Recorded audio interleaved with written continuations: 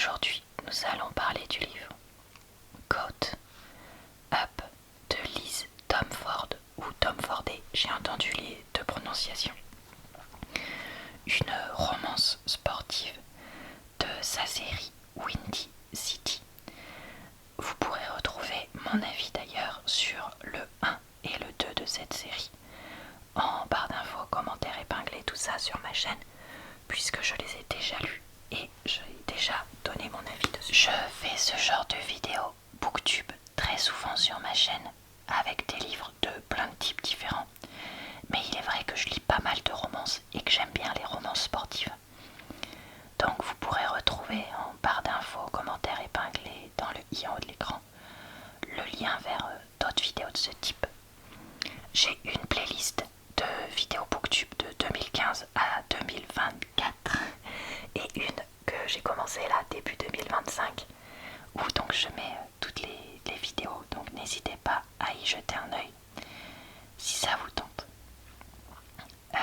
Comme d'habitude, je vais vous lire le résumé, vous lire quelques pages du roman avant de vous donner mon avis dessus. Il se trouve que ces livres ne sont pas encore traduits en France malgré leur énorme succès dans le monde anglo-saxon. Donc je vais être obligée de traduire moi-même. Or, je ne suis ni bilingue ni professionnelle dans le domaine de la traduction. Donc je vais faire ça à ma sauce, désolé pour ceux qui sont bien meilleurs que moi. Le but étant d'avoir globalement l'idée de ces premières pages et du résumé, que vous puissiez voir si ça pourrait être un livre qui vous tente ou pas.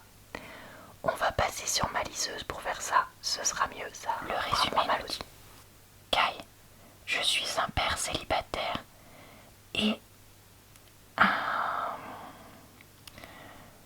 comment on appelle ça, un lanceur pour l'équipe de Chicago de baseball. J'en fais trop, mais je ne veux pas d'aide pour élever mon fils. Chacune des babysitters précédentes a duré que quelques semaines avec nous avant que je lui demande de partir. Et maintenant, mon coach s'en mêle en embauchant la seule personne que je ne peux pas renvoyer, sa fille. Miller, je pense, Montgomery, est la dernière fille, la dernière femme pour laquelle je devrais en pincer.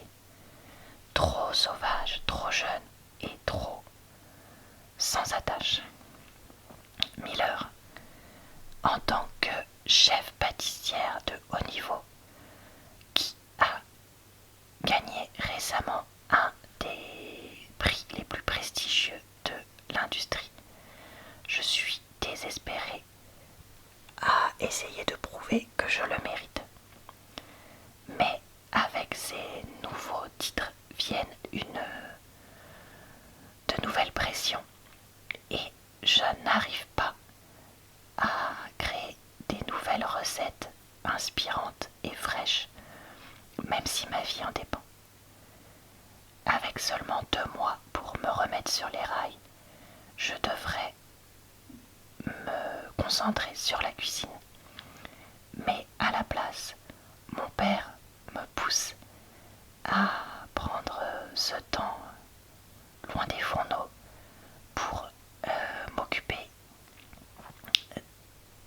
de l'enfant d'un de ses joueurs stars, Kai Rhodes, ou Rhodes, non je pense qu'on dirait Rhodes, a oublié comment s'amuser. Et j'ai envie, je veux le pousser à s'en souvenir. Mais quand lui et son fils commencent à me faire sentir comme à la maison, j'ai besoin de nous rappeler à tous les deux que mon temps à Chicago s'arrête à la fin de l'été. Voilà pour le chapitre 1. Kai, tu dois être en train de me faire marcher, Ace. Monty lâche le rapport qu'il tenait sur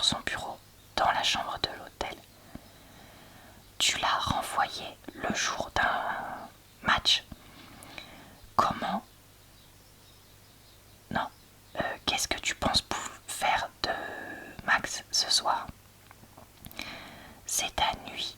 Alors, undermount, je sais plus ce que ça veut dire. Enfin, je ne sais pas le traduire parce que j'ai pas cherché, mais en gros, c'est les termes sportifs. Donc, sur le terrain ou un truc comme ça. Désolée pour mon manque de professionnalisme, mais je fais ce que je peux. Je me suis assurée d'amener mon fils pour cette réunion. D'un côté, parce que je n'avais personne d'autre pour le surveiller, et de l'autre, parce que je sais que mon petit allait être énervé, que j'avais renvoyé un autre babysitter. Mais il serait moins furieux quand il y aurait le sourire aux petites joues rebondies de Max qui serait en train de le regarder. Je ne sais pas, je trouverai une solution. Nous avions trouvé une solution. Il n'y avait rien de mal avec Troy. Mes fesses qu'il n'y avait rien de mal avec Troy. Après mon entraînement matinal avec le docteur de l'équipe et les types de l'entraînement,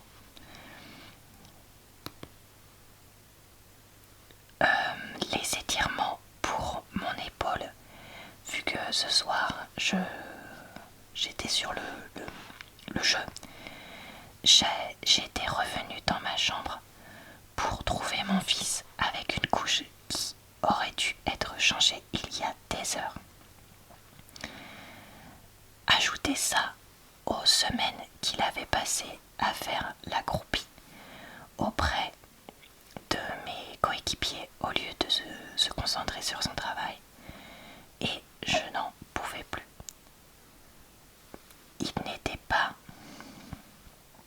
Cela ne collait pas. Et tout ce que j'ai répondu, il souffla une longue expiration défaitiste, de défaite. Et Max, comment dire, c'est pas ricana, c'est rigola devant la frustration du manager. Les yeux de Monty se dirigèrent vers lui, de l'autre côté de son bureau, se penchant en avant. Tu penses que c'est marrant, bébé, je pense qu'on dirait là, ou petit pitchoun ou un truc comme ça. Ton père est en train de me faire avoir des cheveux gris. Je pense que ça, c'est juste toi, mon vieux. Mon fils de 15 mois souria à mon coach tout en étant assis sur mes genoux, avec toutes ses gencives et ses dents de bébé. Monty laissa tomber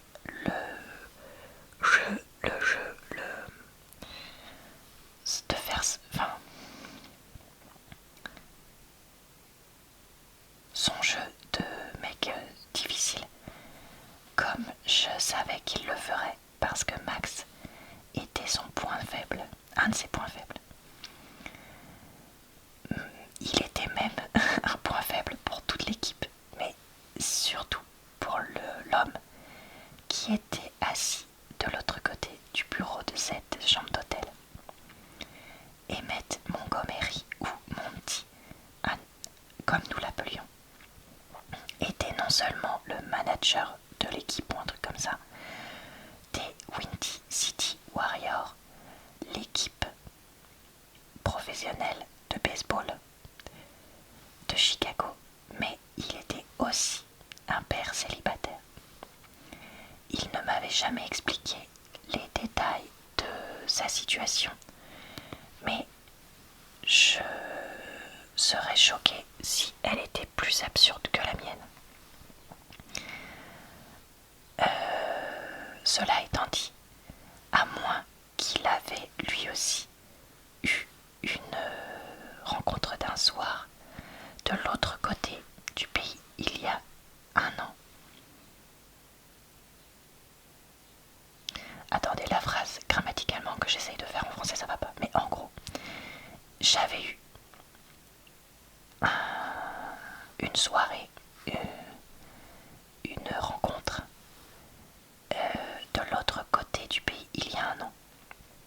et je n'avais pas revu la vie depuis. Jusqu'à ce qu'elle vienne m'annoncer, lâcher la bombe, que j'étais un papa et qu'elle ne voulait aucune implication avec l'enfant, me le laissant et faisant de moi le père célibataire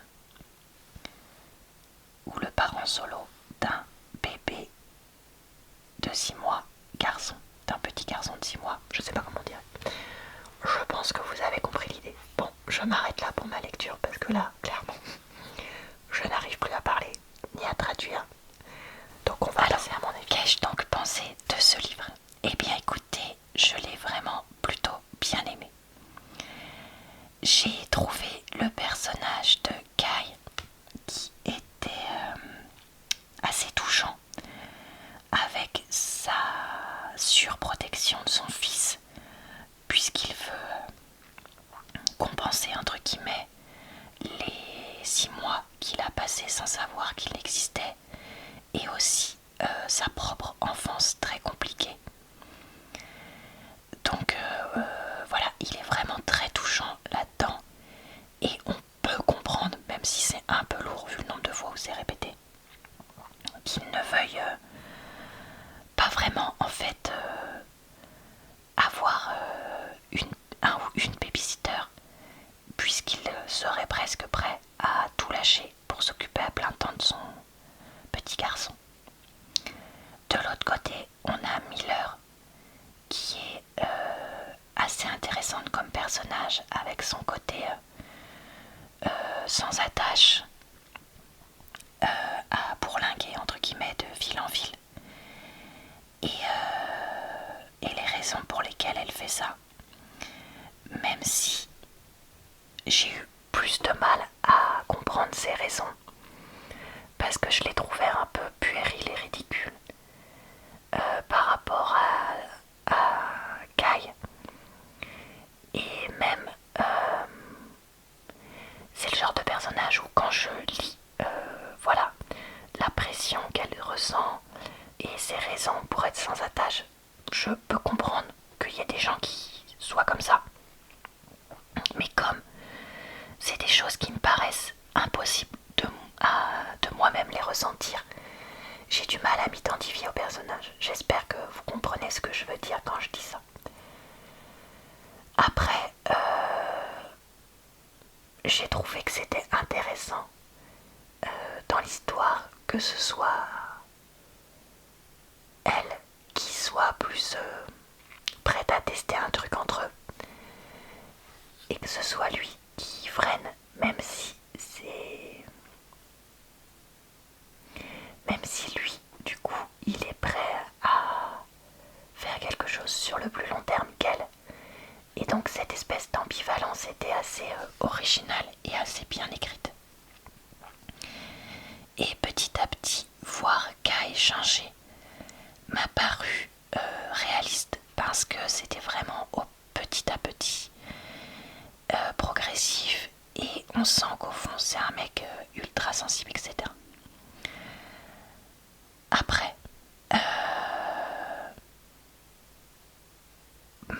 pour moi, il y a quand même plusieurs points qui m'ont pas trop plu.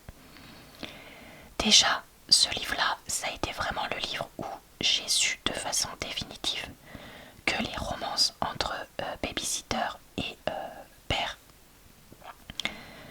clairement, c'était pas ce que je préférais, loin de là. Parce que je trouve qu'il y a En fait, c'est pas la première fois que je lis ça, ça doit être le 3 ou 4e livre ces derniers temps que je lis qui est comme ça. Enfin, quand je dis ces derniers temps, pardon, je veux dire les 2 dernières années. Et je trouve ça trop facile d'avoir un père célibataire avec la maman qui, comme par hasard, n'est vraiment, mais alors plus du tout, mais vraiment plus du tout dans le paysage. Franchement, on dirait qu'on trouve ça à tous les coins de rue. Non, enfin, je trouve que c'est un peu exagéré comme situation. Et surtout, le côté... il y a un côté en fait boss employé et un côté moral qui me gêne quand je vois à quel point ça peut être un peu balayé. Et moi, cette différence de pouvoir, que ce soit donc boss employé, que ce soit parce qu'elles vivent souvent chez le gars, et aussi parce que elles s'attachent quand même assez vite et hyper fort aux enfants. Alors que voilà, moi j'aime les enfants, hein, c'est pas le souci. Mais je me vois pas en 15 jours me dire oh là là j'adore cet enfant, j'aimerais tellement être sa maman quoi. Enfin non, ça me paraît complètement ridicule. Enfin, ça me paraît ridicule parce que je suis peut-être vieille. Quand je dis vieille, hein, on se comprend. Mais moi j'ai 35 ans, j'en ai pas 25 ou 22 ou 27 comme dans ce genre de livre. Et donc je sais que ma façon de voir n'est probablement plus du tout la même que la leur. Peut-être que vous avez ces âges-là et que votre façon de voir n'est d'ailleurs pas du tout la même que la leur. Mais je sais pas, il y a un truc qui fait que vraiment non. Et pourtant, si j'avais pu adopter, je pense que je l'aurais fait. Donc c'est pas un problème de pas pouvoir m'identifier à cette situation d'adopter le bébé de quelqu'un que je n'ai pas fait. Le problème c'est la façon dont c'est fait et je vous dis ce problème de pouvoir je trouve. Et il se trouve que c'est un cliché babysitter, papa célibataire qui est très fréquent dans les livres. Et clairement, plus ça va, plus je me dis que j'ai pas spécialement envie de lire des tonnes de livres avec ça. Donc on verra. Et pourtant, comme je vous dis, j'ai quand même aimé ce livre parce que le reste m'a quand même plu, surtout le personnage de Kai. Et aussi tous les personnages secondaires que j'ai plutôt appréciés. Miller, comme voilà, je vous ai dit, j'ai eu du mal à m'identifier à elle pour le reste. Mais c'est pas non plus un personnage que j'ai détesté. Par contre, ce que j'ai trouvé un peu bizarre, c'est que j'ai l'impression d'à peine savoir quelle est son apparence physique. À part qu'elle a des cuisses larges, sinon on ne sait rien sur elle. Quelle est sa morphologie, etc. Enfin, on sait qu'elle est plutôt petite et qu'elle a les cheveux un peu foufou, mais bon, c'est un peu bizarre. J'ai l'impression que autant au début de la saga, l'auteur décrivait beaucoup, voire peut-être trop ses personnages, autant là, on a juste un petit truc au début, puis plus rien. Alors du coup, moi je m'en rappelais plus hein, au bout d'un moment, donc j'ai été obligée de chercher des fanarts pour savoir un peu à quoi il ressemblait. Mais voilà, écoutez, ça reste un livre qui est pas mal. Et le côté joueur de baseball, j'ai trouvé ça sympa. Ça changeait du hockey et du football américain. À la fin du livre, on a un teaser sur le 4 et ce qui va être dedans. Et alors lui, j'ai vraiment envie de le tester. Parce que les clichés qui sont dedans devraient me plaire. Après, écoutez, voilà, je redis ce que j'ai dit. Globalement, l'histoire était sympa. Le bébé est décrit comme très mignon. Kai est ultra giga classe. Et il a un côté sexy qui transparaît à travers le livre. Il y a des scènes intimes, mais pas des tonnes non plus. Donc ça reste bien équilibré. Et j'ai passé quand même un bon moment.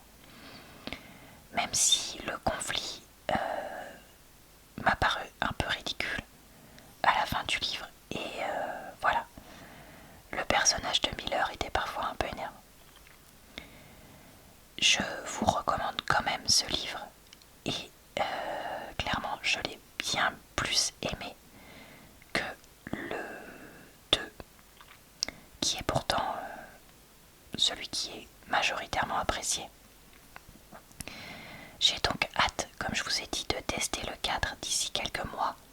Et le 5 sort cette année, donc peut-être que je le lirai en fin d'année. Je prends le temps améliorer ça au fur et à mesure. Et d'ailleurs, comme ce livre était vraiment pas mal du tout, je fais, je pense, une petite pause de quelques jours de ce genre de livre, parce que si j'enchaîne tout de suite, je sais que je vais moins apprécier un prochain livre que... Enfin, vous voyez ce que je veux dire, quand on a vu un super truc, derrière, le reste peut paraître fade alors que ça ne l'est pas. Franchement, j'ai l'impression d'être 0% clair aujourd'hui. Mais tant pis. Voilà, bon bah écoutez, je vais m'arrêter là. J'espère que cette vidéo vous a plu, relaxé et diverti, et qu'elle vous a aidé à savoir si le livre était fait pour vous ou pas. Pour info, cette série de livres, on dit qu'on peut les lire de façon indépendante. Oui, c'est vrai. Si vous voulez lire que celui-là, vous pouvez. Par contre, si vous voulez tous les lire, il faut les lire dans l'ordre. Parce qu'il y a quand même une suite d'un livre par rapport à l'autre. Donc faites attention à ça. Si vous voulez tout lire. Je vous souhaite une bonne soirée, une bonne nuit ou une bonne journée. Je vous retrouve également sur mon compte TikTok pour des avis de livres condensés et autres, et sur ma chaîne secondaire. Et je vous dis donc à très bientôt dans une prochaine vidéo.